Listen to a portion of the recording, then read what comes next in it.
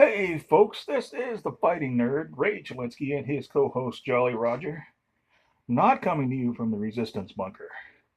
I have emerged from my bunker to see if the radiation levels have been reduced to tolerable levels. Well, I'm not dead, so it seems they have been. And you may have noticed that my beard is considerably shorter.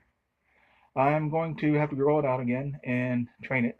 That's what I intended to do when I grew it out before, but my grooming gizmo died, and I have not yet obtained another one. So, shaved it off, and by the time it grows out to the point where it can be trained again, I'll have another grooming gizmo. But that's not the point of this video. I am an author. I have currently 4 novels and a novella, and several short stories published, most of them by Solstice Publishing.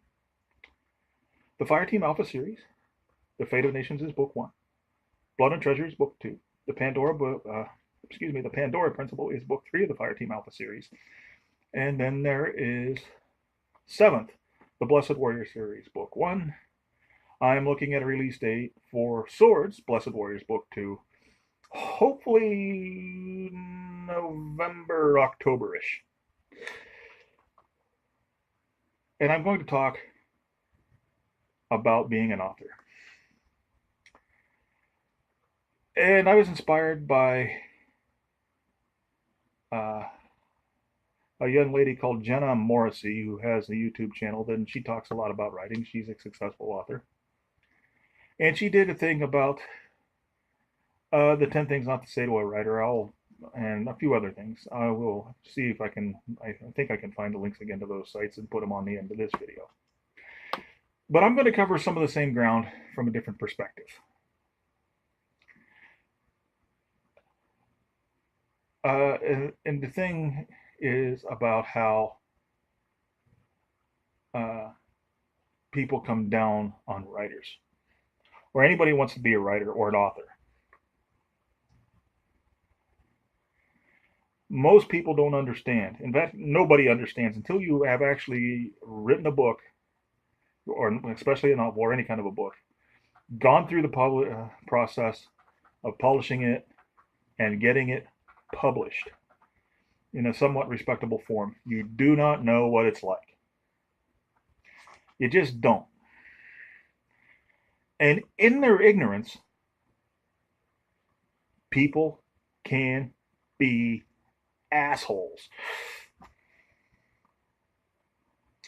Even people that love you, when it comes to you being a writer, can be assholes. Now, sometimes it is out of love and genuine concern. They've heard horrible things about writers, that they're lazy, that they're always poor, that they become introverts and eventually go insane, which is kind of true a little bit. But they'll try to help you find reasons that you shouldn't be a writer and that you shouldn't write. Because they don't want to get your hopes up and they don't want you to see you disappointed. Those are the ones that have good altruistic reasons for discouraging you. And sometimes they don't even really think they're discouraging you. They're just trying to keep your expectations and help you keep it real. But that's still kind of being an asshole. Because what they don't understand is that the writing creative types already have enough self-doubt. Right? They don't need anybody to tell them how difficult and time-consuming and hard writing is. Believe me, they know. And then there are people who will discourage you for other reasons. And sometimes these people are your friends or acquaintances. I don't like to use the term friend too much. I have a lot of acquaintances. I have very few friends. Actually, come to think of it, right at the moment, I might not have any friends. But these are the ones that are going to tell you, well, why don't you get a straight job and you can, you actually go out and get a job, and which I have. I've had, jobs. I've done jobs. I'm looking for a job now. Uh, I was unprovoked, viciously in an unprovoked attack by gravity going down my basement steps in January. So finding employment is a little bit more difficult than I thought it was going to be, but I'm making a little bit of money from the books I have out. But they get this idea that if you're not that writing isn't work. So they tell you, well, go out and get a job, and writing's a nice hobby, and your writing's okay. But why don't you go out and like have a normal hobby? And they will give you another 1,000 reasons why you don't write. Now the thing about this is, a lot of them have an idea for a book, or they think they have the greatest idea in the world for a book, but they really don't have any talent for writing. Or they have tried it and found out that they don't have the patience, or they get in and they find out that they actually have to do research, even if it's fiction. They can't just make shit up. And you can't have a professional badass who is supposed to be a highly trained Navy SEAL ninja assassin. You can't write about guys like that if you don't know about guns and combat and knives and how they're used. You can't. It'll sound stupid, and you will look stupid. And they realize this, and they give up because they don't want to put in the legwork and hours and hours and hours of research. So they will discourage you and try to make it so you don't write. So you've got your coming up with reasons not to write. It takes up too much time. I'm not spending any time with my friends. I don't get to play Dungeons and Dragons anymore because I am developing characters for my book and not rolling up characters for the game. And so you've got yourself talking you out of being a writer. You've got your family, maybe not trying to actively discourage you from being a writer, but not really helping any either. And then you've got your friends, some of them friends in name only. Basically, they don't want you to be a writer because they want to be a writer and can't. And they don't want to be reminded of that. And I didn't start writing seriously until I was 45 years old, and I just hit the big 50 last month. Now, I had written more or less all my life. When I was a little kid, I would make up my own superheroes and I would write little stories about them and show them to my friends. And then in high school and later on, when I got to be a young adult, I was really into Star Trek. I was really into Dungeons and Dragons and all things fantasy and sci-fi, and played all kinds of role-playing games. And I would write stories about my characters and my friends' characters and what happened in between adventuring sessions and show them. And sometimes they would read them. Sometimes they would read them out of politeness or just skim over them. So if I asked them about them, they could answer me in a somewhat intelligent fashion. And then at the ripe old age of 39, I decided I was going to go to college and study political science and history. And I had to write a lot of papers. But the thing of it is, I enjoyed writing the papers, and I enjoyed doing the research for those papers. And many of my college professors complimented me on my ability to write clearly, which evidently was a rare thing for college students. So I said, well, maybe I'm actually good at this, and maybe I should be doing it because 39 years old, and I had a lot of jobs. I've flipped burgers. I've thrown freight around at Walmart and Kmart. I was a cop for a while. It turned out that I just really wasn't suited for that, and that didn't go very well. Spent a long time as a security guard. Sometimes just the normal, flunky out at the front gate telling you, giving directions and, you know, delivering, taking food deliveries for the people that worked in the factory, and I was supposed to be guarding. And sometimes, and things that were actually had to be secured, and I had a gun on my hip and all that other stuff. That's a whole different thing. But I cut Christmas trees one year at a Christmas tree farm. A lot of different stuff. And now I was in school at 39 years old, and I said, well, I've always liked to write. I love to write. My professors say I'm good at writing. Maybe I should try writing. So, and about that time, uh, luckily enough, there was a writing contest locally. Uh, they wanted local historical fiction based in the area where I live, which is Tuscarawas County, Ohio. And I just, okay, this is it. I know somebody, I'm going to write a story. I'm going to put it in a contest. I know somebody's going to read it because there's going to be judges and they're giving away prizes, right? This is where I'm going to find out if I have any talent because I'm not showing it. It's not an academic paper for college professors, and I'm not just showing it to friends that may or may not be honest. All right. And definitely or almost always were less enthusiastic about reading what I wrote. This is going to be, give me an idea whether, as old as I was at that point, whether I was any good at this. So, I entered the contest with a short story. It's 5 pages long because they had a strict word limit for this contest.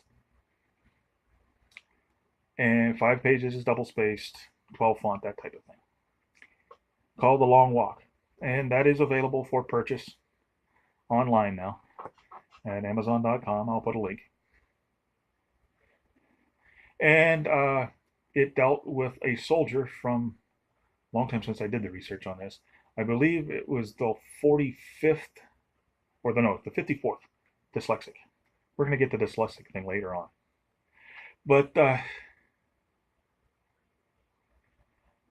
45th Ohio Volunteer Infantry Unit, which was largely drawn and recruited from people in the Tuscarawas County area during the Civil War. And they had a pretty long and illustrious history. And my character in this story was wounded and walked with a limp and came back to Tuscarawas County, Ohio after the war. And of course, the war was fought to end slavery, and it did. But it didn't do anything about racism. It didn't do anything about racism really at all. So he gets back to Ohio and tries to assimilate in home. Of course, there's always the problem of a military person coming back from combat, having to be a civilian again. But he sees a friend of his, an old friend of his who happens to be black, the son of an escaped slave that his family had sheltered. They were the best friends. And one of the reasons he volunteered to go to war was for his friend, Caleb. And I never actually named my main BC in here. It's all done first person. So I was kind of hoping that my reader would just become the main character himself or herself. But anyway, and there comes a scene where some white people are still bullying Caleb, the black friend, because he is black. And it hits this kid that all this bloodshed that he went through, his leg is permanently damaged. And even though slavery has been eradicated from the country, this prejudice and this asinine impulse to bully others and intimidate others still exists.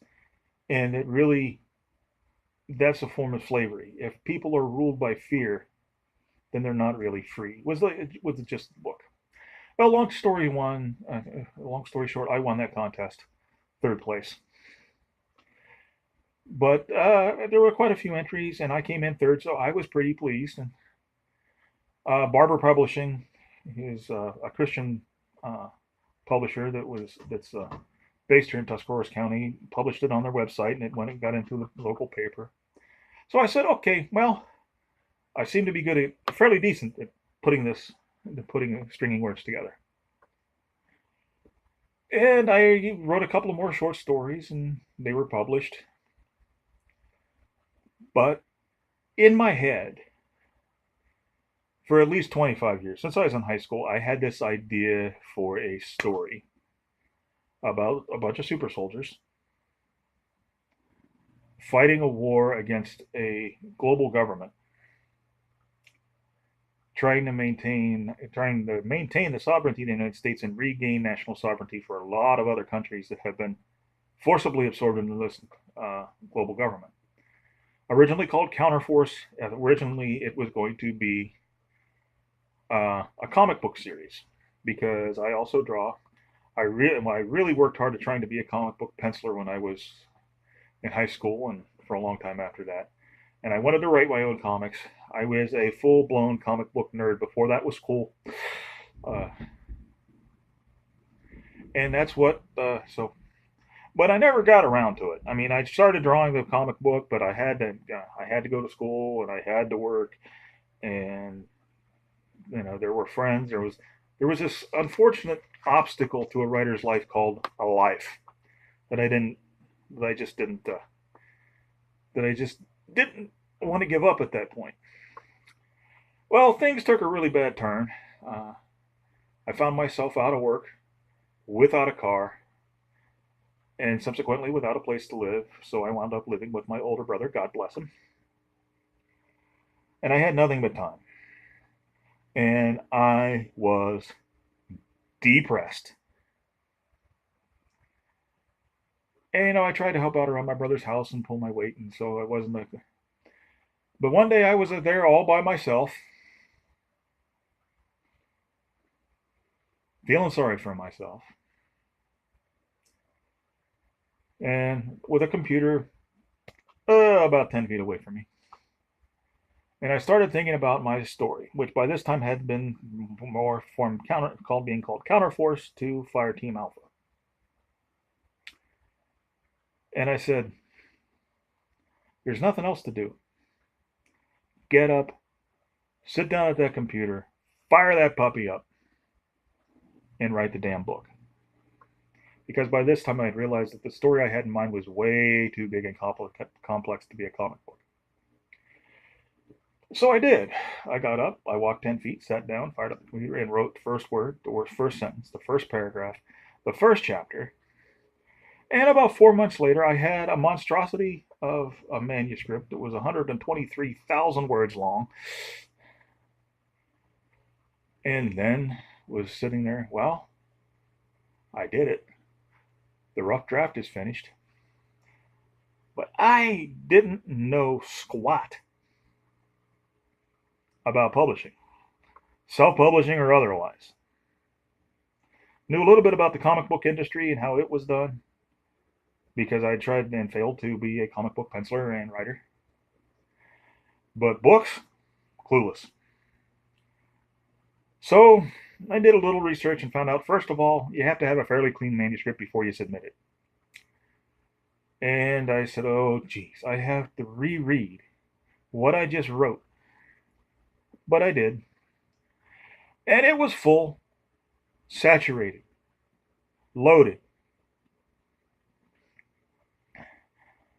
absolutely riddled with grammatical errors, spelling errors, formatting errors, and errors. And so I did that. Then I'm thinking, well, if I did all of that stuff, if I found all that stuff on the first pass, there's bound to be stuff I missed. So I read it again. And this is when I realized that I really needed a professional editor and that I couldn't have one because I couldn't afford one. Dyslexic hunt and peck typist, folks. So you can imagine writing 120,000 words when you're dyslexic and don't know how to type. And I still do it that way. But I did go through it again, and it was still riddled full of, saturated with, and loaded with typos, spelling errors, and formatting mistakes. Well, I said to myself, it's gonna be this. There's going to be stuff I still missed. So I read it again and again and again. Okay, 5 times. I'm figuring, okay, there's going to be stuff that's still wrong, but I've done due diligence. This is all I can do, and I just didn't have the money to have anybody else edit it. And at this point, I didn't have anybody that was really going to be a beta reader. Later, one of my oldest and dearest friends from high school, Drew, you know I love you like a brother, became my beta reader, and still is. But anyway, having gone through it, read my stuff enough times to prove that yes, Virginia, an author can get sick of reading his own work, I submitted it. I went up to, but really didn't know how to submit it. So I did some research online and I went up to my library and I got a relatively recent copy of the Writer's Market Guide. And if it took science fiction books and it took unsolicited manuscripts from unagented authors, I sent it there.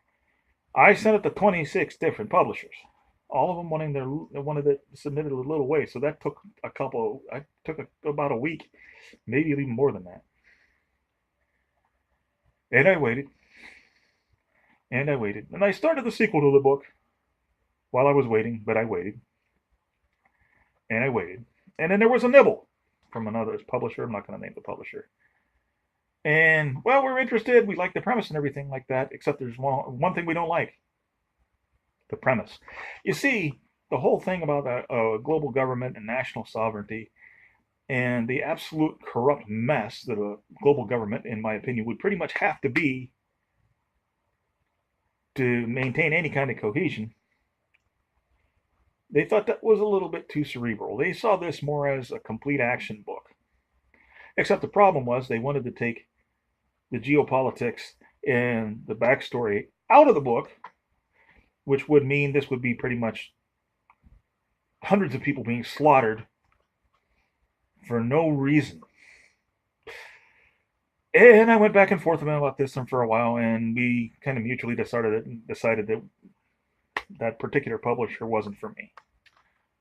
So I waited, and I got, I think, 3 or 4 different rejections. Most of the publishers I sent things to didn't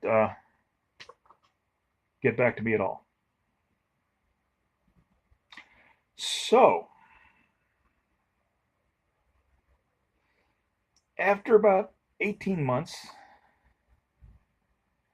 give or take, I can't remember exactly, I decided I was going to self-publish. And I went through Amazon Direct and I published my 123,000 word monstrosity and sold some books. Sold a lot more than I really expected to. And there were some reviews, and most of them were pretty positive. All of them said that it was riddled, full of, loaded with, and saturated with typos, spelling errors, and formatting mistakes. But they also said that it was a really good story. Most of them, and there were some really nasty ones, and some of them that were constructive and really pointing out that I needed a professional editor, and that was a valid point. But I still hadn't heard from any publishers, so trying to make the second book less riddled with all that stuff and putting another edition up that was the first one up that was cleaner. I self-published that book. It was smaller because I didn't have to go to all the introduction of the foundation of my world and all this other stuff, and it did okay. But about 3 months after I did that, Solstice Publishing offered me a contract on Fate of Nations, Fire Team Alpha Book 1. Woohoo! And at that time, I still really didn't understand the process too well. I mean, woohoo! I've got it made. I've got a publisher. And of course, there's a vast difference between a small press publisher and the big five. And I'm not disparaging small press. Solstice has been very, very good to me. But okay, the book was out. The book was finished. I had a publisher. Everything was downhill from now, right? Now on. No. They assigned me an editor, AJ Kohler, great guy. He's worked on me with most of my books, and we reach right. But that first professional edit, guys. If you're an author and you're working on a manuscript and you haven't had a professional edit done to your stuff, it is frightening. It really is. Uh, it's traumatic, and especially in my case, dyslexic hunting pack type that had gone through my stuff myself so many times. To get that first editing pass back and just see red in comments. And there's this natural defensive reaction. Well, who's this guy think he is? Okay, big deal, he's an editor. But if he's a good editor, then eventually you realize that he's right. 95% of the time, he's right. And but it takes a while to realize that.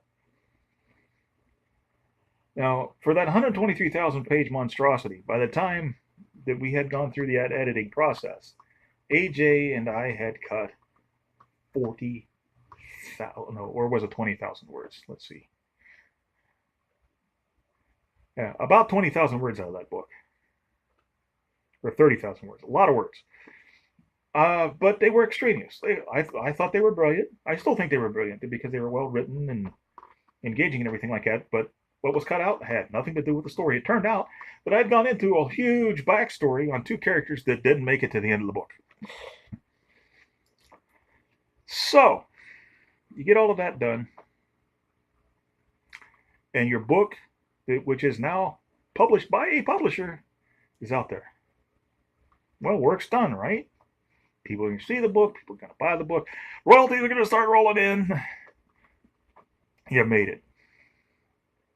Except you haven't. Millions and millions of books out there on Amazon. You've got to get people to see yours and pick yours. And I'm still not very good at that. I'm making some sales, and I'm getting better. And my name recognition is getting there. I'm getting more hits on my Facebook page and things like that. But I still need to learn a lot and do more to market. But my point is here for the new guys, for the new authors, you got to do that. I don't care if you get to the big five. Unless you're a superstar gazillionaire person, you got to market yourself. Right? And unless, lightning struck, my guess is that all the people that are making gazillions of dollars on their books and have movie deals and have all of it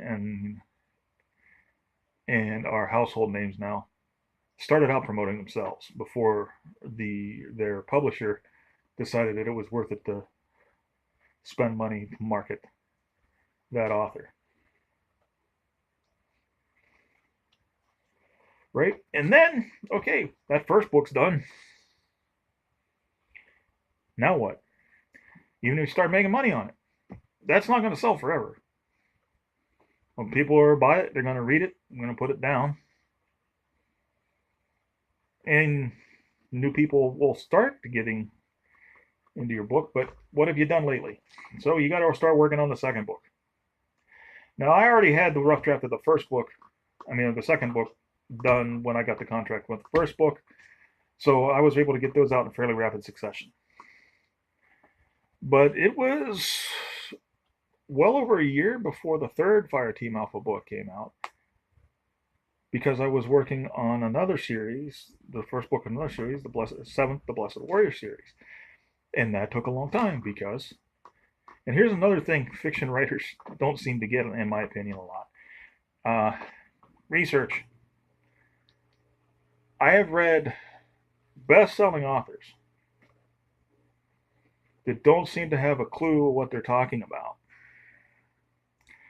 Now, about certain things, and I know this because they're talking about things that I do know a lot about, and they don't. Now, they're still bestsellers because they're selling to people that don't know about anything about those topics either. But I think they would probably do better if they could. But if you're a new author, you cannot sound like you don't know what you're talking about. I'm not going to mention any names, but there is an author out there that I've read her books. She's a best-selling author. Her books are entertaining, but she writes about some professional badasses that hunt demons and use a lot of swords. I'm an edged weapon knife guy. I collect knives.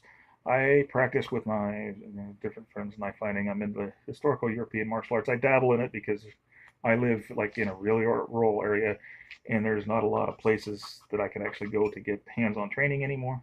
When I was younger, I traveled. I went to classes, but I know a bit about this stuff, and it's agonizing for me to see this thing where she keeps telling you how great swordsmen how these people are. They're such great swordsmen. Boy, can they use a sword? They know how to use a sword. But that none of that skill is reflected in the book. She swings a sword and something dies. She swings this sword and something dies.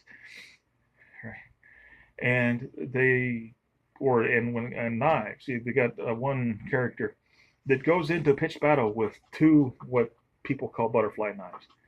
They're actually called butter slugs. You know, those ones where you can kind of flip them open. They were really popular back in the 80s. You can do all those crazy flips to get them open. Um,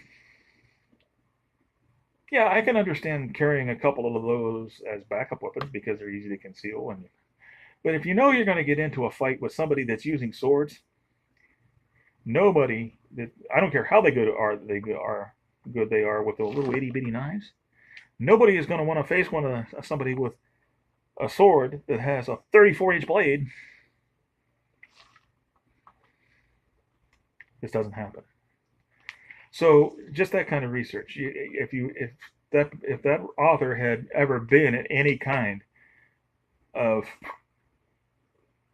a close combat encounter, they would realize that no matter how good she was with those little bitty knives, that huge reach advantage would take all of her skill and training, any advantage, and completely negate it. The guy with a sword could be completely untrained, and there would still be a big problem with somebody trying to get at him with a little itty bitty knife.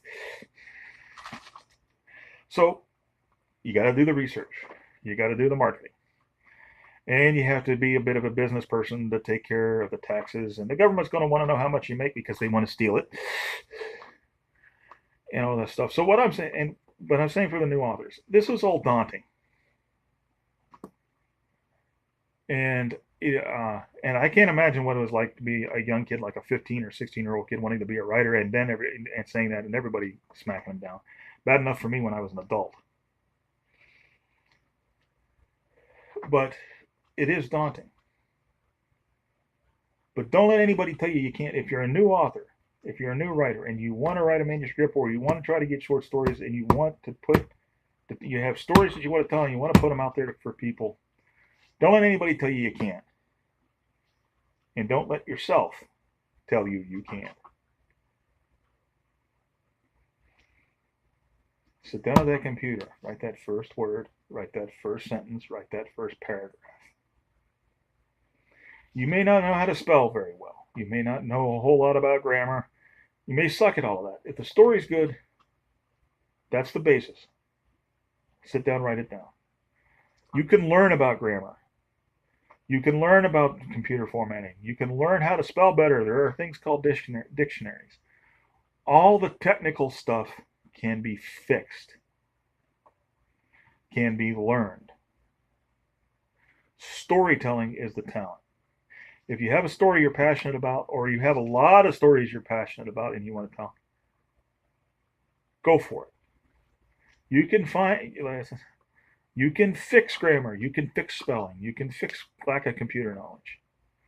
And then once you have the story done and you have a manuscript that's presentable, yes, You could there's a marketing problem. There's a research problem.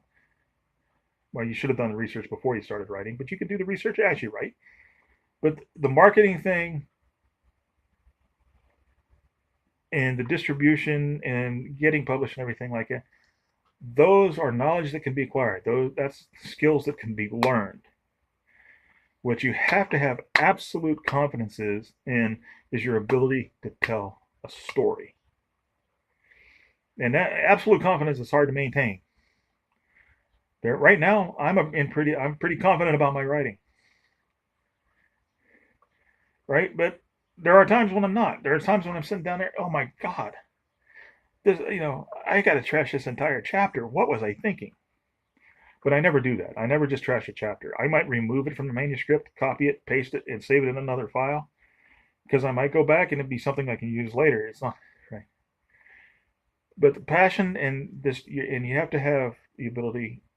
You have to be able to have confidence in your ability to tell a story.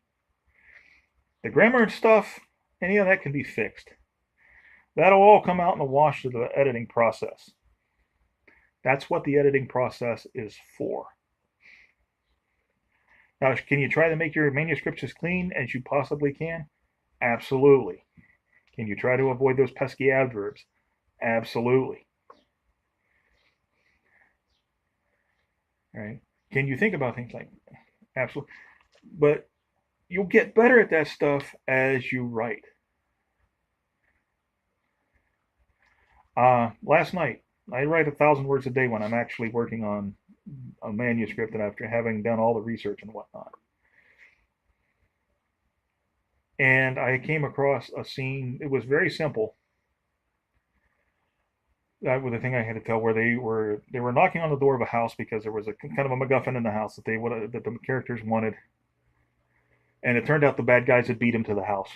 And they open the door, and they find that the bad guys beat him in the house, and they had kind of a oh shit moment.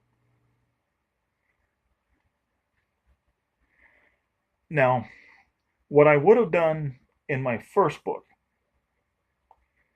is shift from I have a huge cast in my books. It's another thing. I love the alchemy of character interaction. But I've got a lot of characters in my book, but there are two primary characters within a series of 9 primary characters. But there's 2 that I really focus on more than anybody else.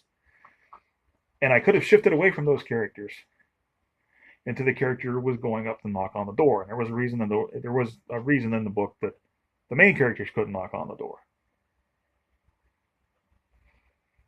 That's what I would have done a few months or a year ago. But having written a little bit and having gotten some feedback, particularly from my editor, but also from some beta readers, and just studying the craft, watching YouTube videos on writing by authors that are successful, reading books and things like that, and going to a writer's group. But just recently in my area, got a writer's group at my local library that have been immensely helpful. But as I write, I get more experienced, I get better. So instead of completely shifting the point of view to a different character and maybe confusing my audience, I just had to describe in the scene being described of the characters knocking on the door and finding out that the bad guys beat them there. My main characters were watching that and they were reacting to it. Now, my other characters had something to do because it was their expert. They had the expertise that would have been necessary had they found the MacGuffin in the house. But I didn't switch to POV. Not something I would have even thought about in my first book. But this is going to be my 6th book. And I'm starting to make those, I'm starting to catch those things intuitively. And you will too. But you gotta keep going. So I mean, this has kind of been my personal journey, and what I was telling about this is the people who want to write a book and really have a desire to tell that story, and maybe they want to be an author. First things first, write the damn book, right? But you do have to make an effort about spelling and grammar and punctuation, and you have to do the research. But all of that comes after you have a story to tell.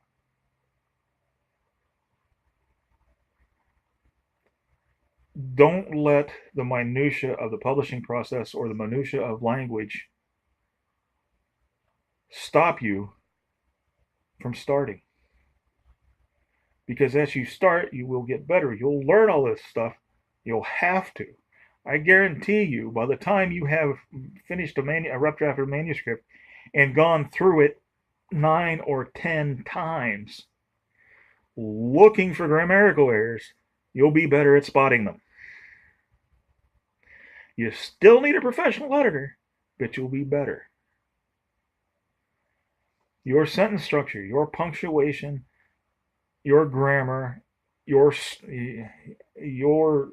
storytelling abilities will be better in your second book than they were in your first, because you have gone through the process of getting that first one published, learn from it. Your third book will be better than your second book, and so on, if you keep going and you make an effort to learn. Writing is a craft.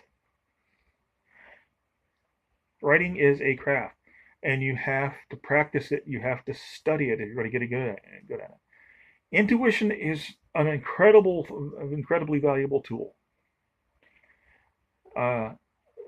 Observing people, having an intuitive feel for how people respond in situations, just contemplating human nature is a big part of writing. If you just think about the people you know and the different types of people they are, are they needy? Are they confident? Are they confident to the point of being annoying? Are they indecisive? You meet all kinds of people. As an author, you start processing that. And I can use that as a character trait, not necessarily taking the person that you've seen it in real life and putting it in the book, but you can use that trait. You train your brain to think like a writer. After you do it for a while, your brain trains itself.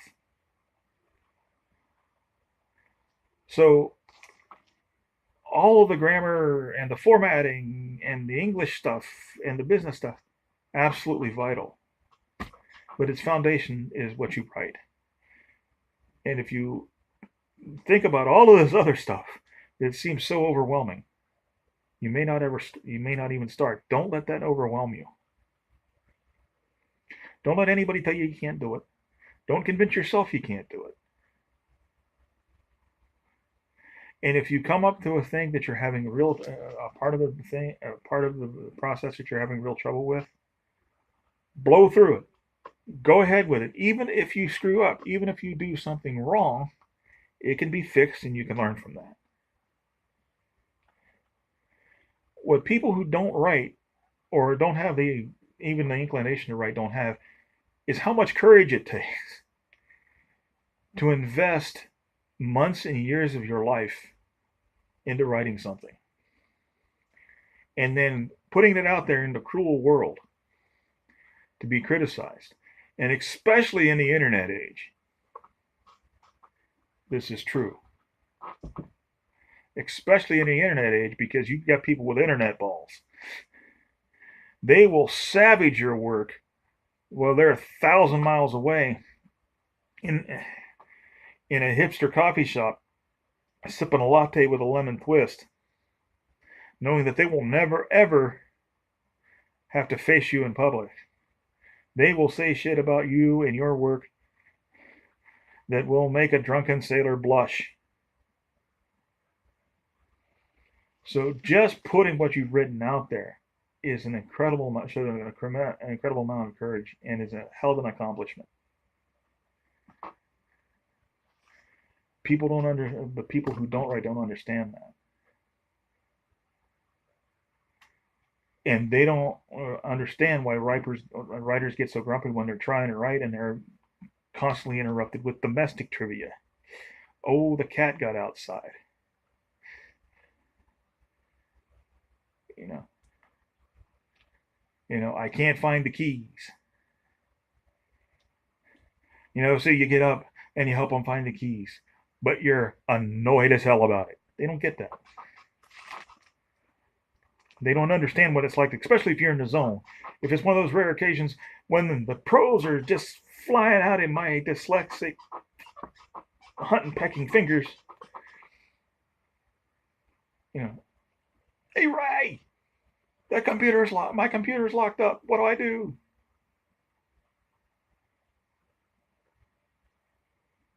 Because as I'm not a computer expert, but my family, I'm the closest thing my family has to one.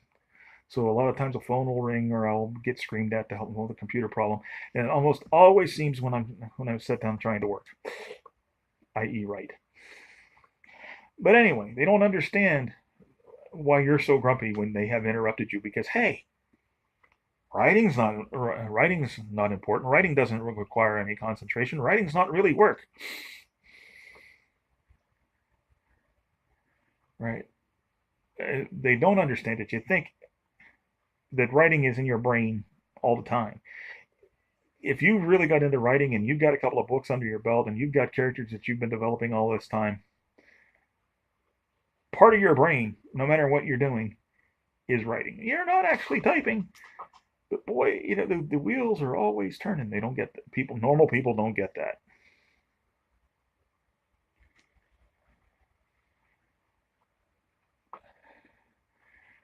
They figure if you're a writer, you can, and you're writing fiction. You're just making shit up. How hard can that be?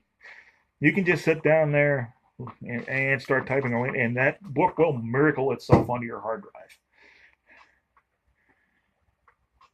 What the first time you type that first page, those myths are those delusions are completely dismantled. So there it is. I'm not an expert. It's not like I'm a gazillion seller or anything like that. But I just wanted to do this and kind of get this off my chest. And hopefully, if there's somebody out there that wants to start writing in a serious way and has been talking himself out of it and being talked out of it and being scared away from all of the problems that I just mentioned, don't let scared away. Don't be scared. Write the damn book and then put your head down and drill through the rest.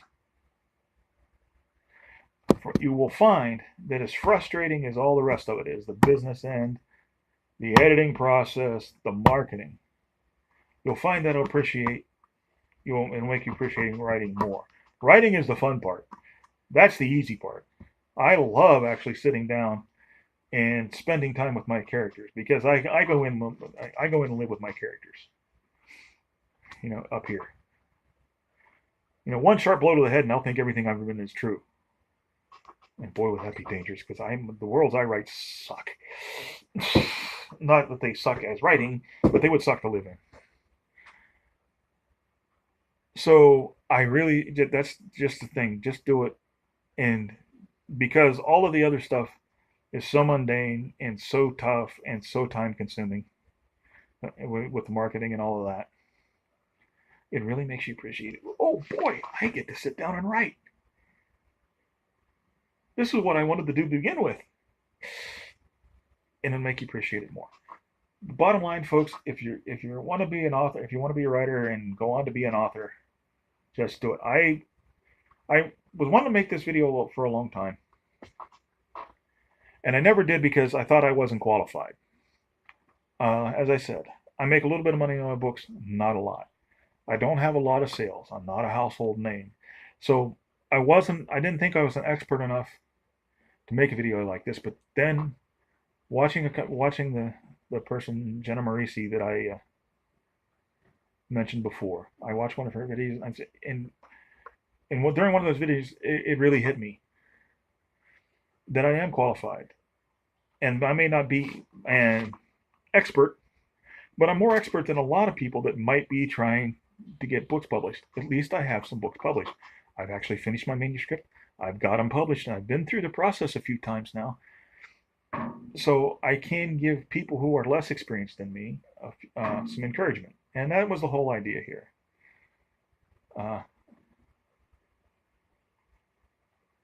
I am not God's gift to authorship. I'm not given to God's gift of writing, and God knows it, and so do I. But I've got some books under my belt. And this is not technical advice. This is just by way of encouraging somebody that has maybe not been too confident in their ability to write or have been discouraged by people, right? Hopefully they'll see this and they'll sit down and they'll write that first word, that first sentence, that first paragraph, that first chapter. And then before you know it, you'll have a book. 1,000 words a day, you'll have an average size novel in 3 to 4 months. 500 words a day, 8 months. Just keep it consistent.